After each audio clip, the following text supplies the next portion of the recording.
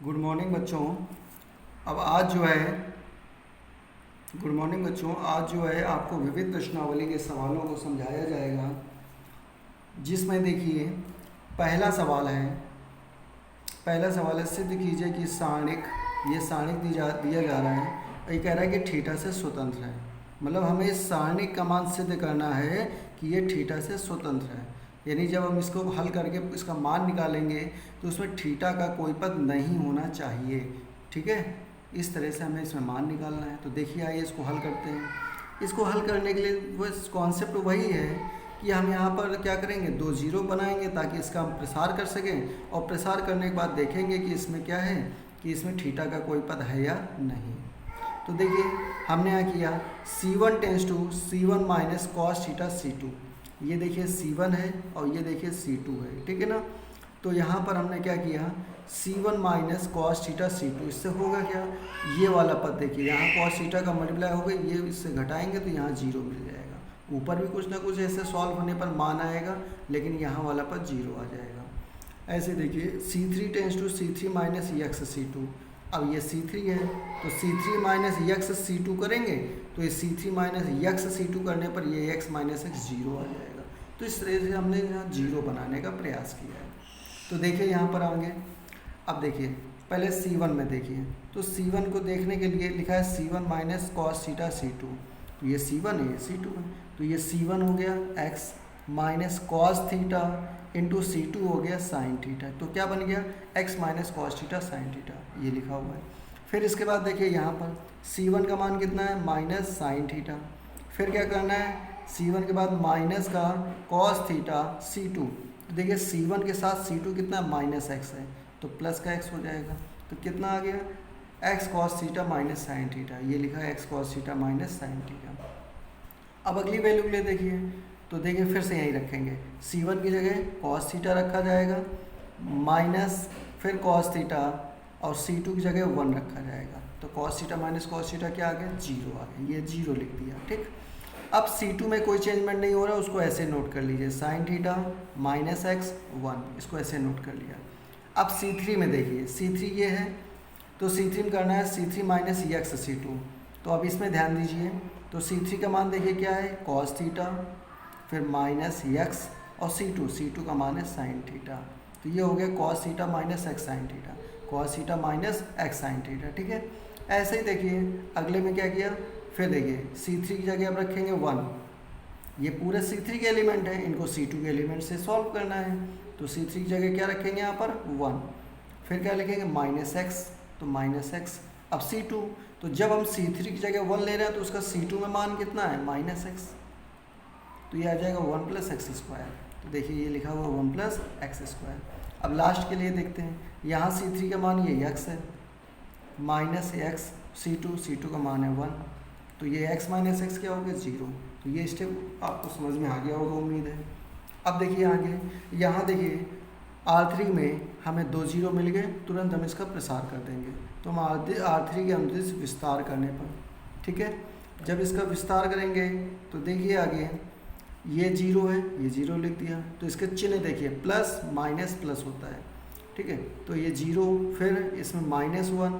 अब जब माइनस 1 करेंगे तो हम क्या करेंगे, इसके रो इसके कॉलम हटा देंगे। अब इनको लिख लेंगे, इन चारों को इस प्रकार से हमने ये नोट कर लिया, प्लस अगला वाला जीरो लिख दिया। अब इसके बाद देखिए आगे हम यहाँ पर क्या करेंगे, इसका विस्तार करेंगे। तो ये माइनस तो लिख लिया, अब इसको सॉल्व करने के लिए 1 प्लस एक्स स्क्वायर का इसमें गुणा करेंगे। तो देखिए x का गुणा 1 प्लस एक्स स्क्वायर में होगा, तो ये लिखा हुआ है। फिर minus sine theta cos theta का गुणा 1 प्लस एक्स स्क्वायर में होगा, तो ये लिखा है minus 1 plus x square sine theta cos theta. ठीक है, अब इसके बाद माइनस का चिन्ह लगेगा और इन दोनों का गुणा होगा। तो ये आप समझ लीजिए कि जैसे हमने माइनस का गुणा किया तो इसका चिन्ह बदल दीजिए। अब माइंड में सोच लीजिए, इसका चिन्ह बदल दीजिए कि माइनस का एक्स कॉस थीटा हो गया प्लस साइन थीटा हो गया।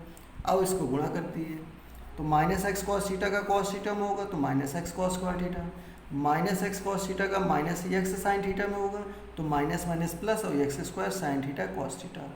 अब साइन थीटा का गुणा कॉस थीटा में करिए तो साइन थीटा कॉस थीटा। इसके बाद साइन थीटा का गुणा माइनस एक्स साइन थीटा में करिए तो minus x sine square theta. तो ये तो मल्टीप्लाई कर लिया। इसके बाद में आगे देखिए, ये वैल्यू ऐसे लिखी हुई है, इसमें हमने 1 साइन थीटा कॉस थीटा का अंदर गुणा कर दिया, तो माइनस का भी गुणा हो जाएगा, तो 1 में होगा तो minus sine theta cos theta, x square में होगा तो minus x square sine theta cos theta. बाकी सारे मान हमने ऐसे ही नोट कर लिए। जब ऐसा किया तो देखिए माइनस का sine theta cos theta plus का साइन थीटा कॉस थीटा से कैंसिल, और माइनस का x square sine theta cos theta या प्लस का x square sine theta cos theta से कैंसिल।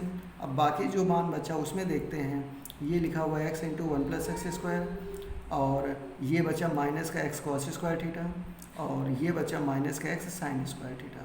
इन दोनों में अगर हम माइनस एक्स कॉमन ले लें तो cos square theta plus sine square theta आएगा, तो ये तो मान हो जाएगा 1।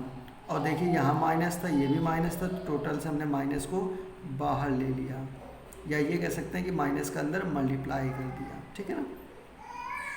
तो ये 1 हो गया, और इसमें माइनस एक्स के अंदर मल्टीप्लाई करेंगे तो एक्स से एक्स कैंसिल हो जाएगा, और इसकी total value minus x cube आ जाएगी। और देखिए आप ध्यान दीजिए, माइनस एक्स क्यूब में क्या है, थीटा का कोई पद नहीं है, इसका मतलब ये थीटा से स्वतंत्र है, इसका मतलब ये थीटा से स्वतंत्र है, और यही मान हमें ज्ञात करना था। मतलब ऐसा मान ज्ञात करना था जो थीटा से स्वतंत्र होना चाहिए, यानी इसका मतलब क्या, यहाँ तक आपको इस सवाल को हल करना था।